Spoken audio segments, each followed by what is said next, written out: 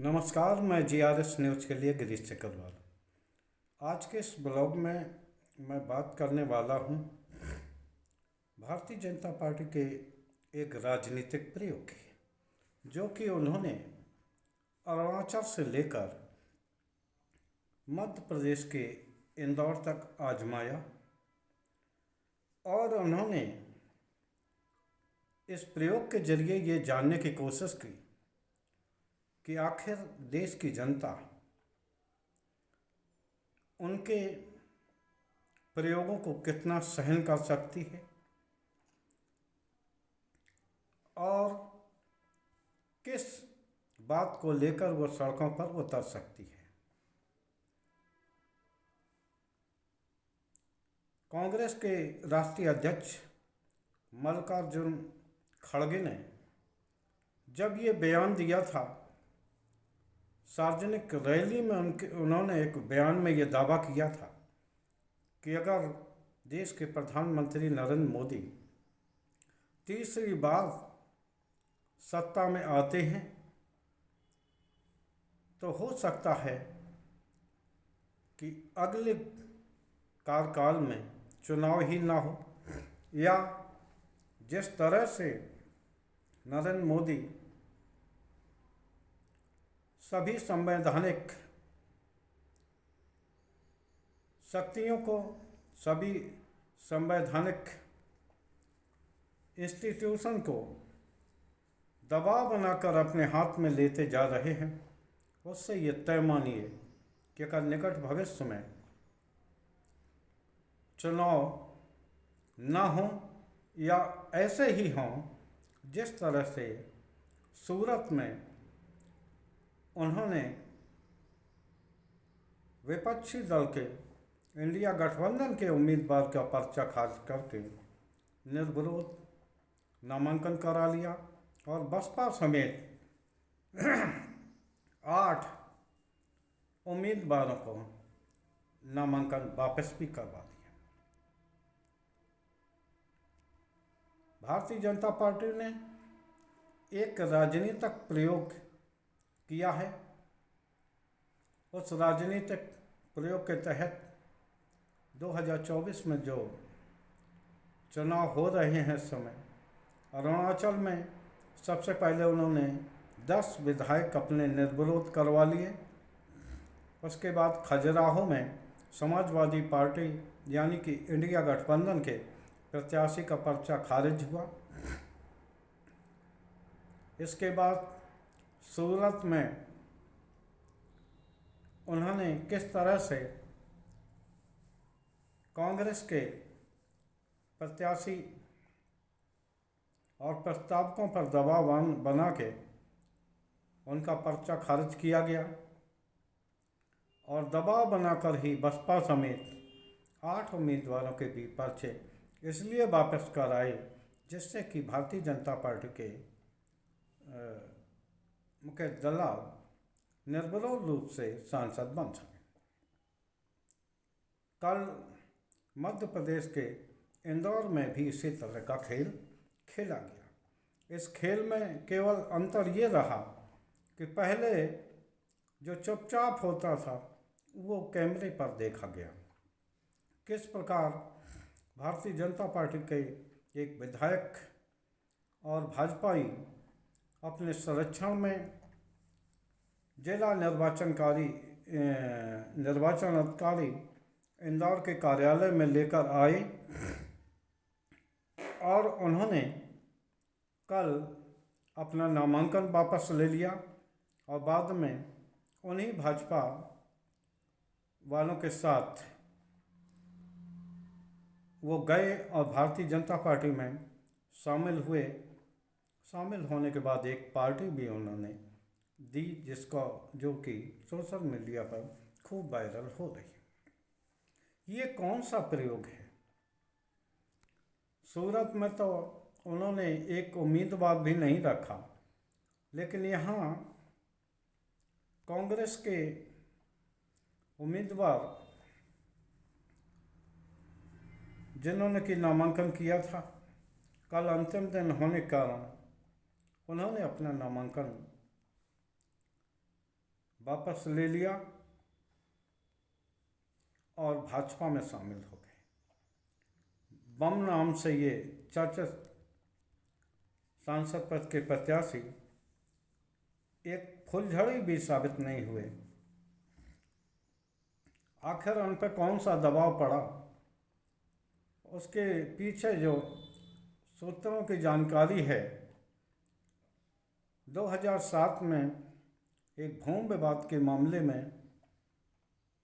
कांग्रेस नेता बम के अच्छे बम पर एक मुकदमा दायर होता है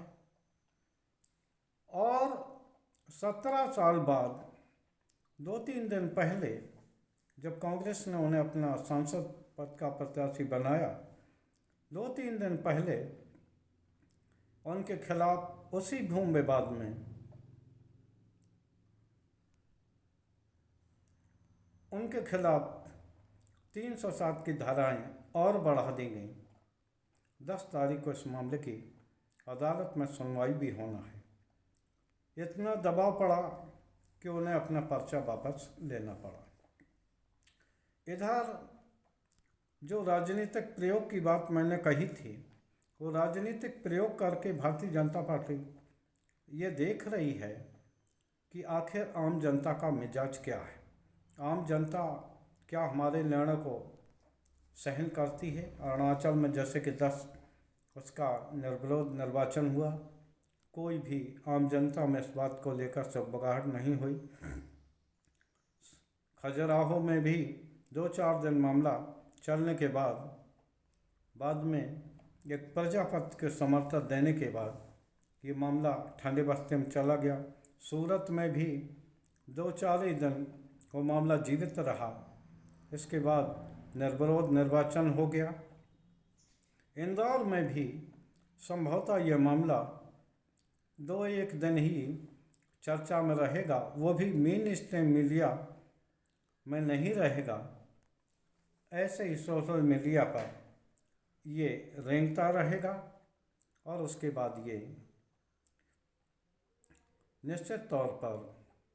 ये मामला भी ठंडे बस्ते में पड़ जाए। यानी कि आम जनता में भारतीय जनता पार्टी के इस कदम को लेकर कोई भी क्षोभ या गुस्सा नहीं है। आखिर सूरत के 18 लाख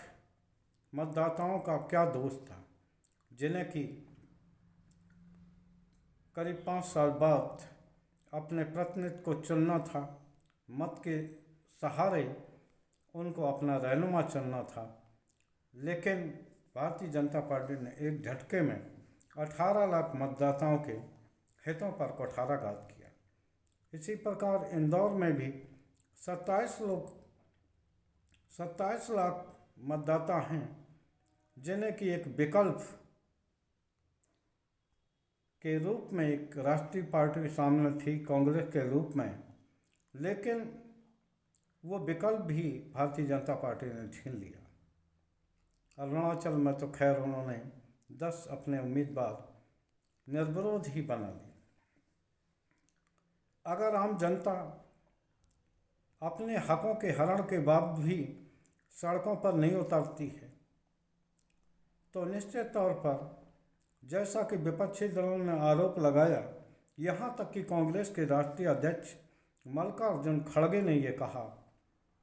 कि जिस प्रकार से 10 साल की सरकार,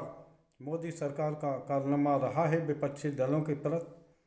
तो आप ये तय मानिए कि अगर तीसरी बार भी मोदी चुनकर आते हैं, तो आप ये तय मानिए कि फिर आगे चल के हो सकता है कि आम चुनाव ही ना हो। हालांकि उस समय किसी को भरोसा नहीं हुआ था, लेकिन जिस तरह से अगर इस तरह प्रस्तावकों के जरिए या किसी भी उम्मीदवार पर दबाव डालकर अगर उससे पर्चा वापस लिया जा सकता है, तो आप ये तय मानिए कि जो भी सामाजिक क्षेत्र में है या चुनाव से लड़ता है, निश्चित तौर पर उसके राजनीतिक जीवन में एक आध मामले भी उसके खिलाफ हो सकते हैं या राजनीतिक मामला भी हो सकता है जिसको लेकर के उस पर आसानी से दबाव बनाया जा सकता है। इसी प्रकार कर्नाटक से भी एक ऐसी खबर आई जिसको बताना इसलिए ज़रूरी है कि अभी आप लोगों के सामने ये चर्चा हो रही है कि पहलवान बेटियों के यौन उत्पीड़न के मामले को लेकर क्या ब्रजभूषण शरण सिंह को केसरगंज लोकसभा सीट से टिकट दिया जाएगा। अब जब कर्नाटक में ये पता लग रहा है कि वहाँ पूर्व प्रधानमंत्री HD देवगौड़ा के पौत्र रमन्ना प्राजुल रमन्ना जर्मनी भागने में सफल रहे हैं। उनके पास आरोप था, उनके ऊपर आरोप था कि उन्होंने हजारों महिलाओं को साथ न सिर्फ जोर जबरदस्ती की है, दुष्कर्म किया है, बल्कि उनका वीडियो बना के उनके सामाजिक जीवन पर भी एक दाग सा लगा दिया है। और वो रेमन्ना प्रत्याशी भी थे और इसी 26 तारीख को उनके यहाँ मतदान मुकम्मल हो गया है। देश के प्रधानमंत्री भी उनके लिए वोट मांगने कर्नाटक में आए थे हासन लोकसभा सीट से। वही रेमन्ना फरार हो गए, जिनके खिलाफ 2000 से अधिक वीडियो समाज में चल रहे हैं, आम जनता में चल रहे हैं। जनता ने क्या किया है ये देखने वाली बात होगी, लेकिन जैसा पता लग रहा है कि उन्होंने अपने न सिर्फ दल के कार्यकर्ता, यहाँ तक कि घर में काम करने वाले सहायिका, न उम्र देखी, न उन्होंने जात देखी, न ये कहा बस वो औरत होना चाहिए। इसी प्रकार जिस तरह के वीडियो उन्होंने बना के उनके सामाजिक जीवन को भी नेस्तनाबूद करने का काम किया है, ऐसे व्यक्ति को अगर प्रधानमंत्री उनके लिए मत मांग सकते हैं तो ब्रजभूषण शरण सिंह के खिलाफ तो केवल 4-6 लोगों ने ही, अंतर्राष्ट्रीय पहलवानों ने ही आरोप लगाए। जब प्रधानमंत्री हजारों महिलाओं के साथ अत्याचार करने वाले प्रत्याशी के वोट मांग सकते हैं तो ब्रजभूषण शरण सिंह को भी मेरे ख्याल से अब टिकट देने में भारतीय जनता पार्टी को देर नहीं करना चाहिए, क्योंकि 400 पार का नारा तभी सफल होगा जब इस तरह के लोग चुनकर सदन में आएंगे, न सिर्फ अपने प्रभाव से बल्कि अपने प्रभाव से वो 1-2 सीट अगर और ला सकते हैं तो न सिर्फ उन्हें टिकट देना चाहिए बल्कि उनका प्रचार भी प्रधानमंत्री को करना चाहिए, क्योंकि जिस तरह अपने तीसरे कार्यकाल के लिए उन्हें ये लिहाज नहीं रहा कि किस भ्रष्टाचारी को दें, यहाँ तक कि उन भ्रष्टाचारी को भी जिनको खुद न सिर्फ भारतीय जनता पार्टी ने के संसदीय बोर्ड ने बल्कि उन्होंने खुद जिसे नेचुरल करेक्ट पार्टी कहा, उसको अपने दल में मिला के किस प्रकार महाराष्ट्र में उप मुख्यमंत्री बनाया गया, वित्त मंत्री बनाया गया। मणिपुर में भी अब ऐसा लगता है कि संभवतः प्रधानमंत्री ने प्रयोग ही किया। सालों से मणिपुर के जलने के बाद भी प्रधानमंत्री वहां नहीं गए, यहाँ तक कि उन्होंने चुनाव के दौरान वहां जाके अपने पार्टी के लिए मत एवं समर्थन भी नहीं मांगा। उन्होंने भी ये प्रयोग किया है कि अगर इसके बावजूद भी अगर भारतीय जनता पार्टी जीत के आती है तो संभवतः उन्हें मत मांगने की भी आवश्यकता नहीं होगी, क्योंकि देश के लोग जब फालतू विचारों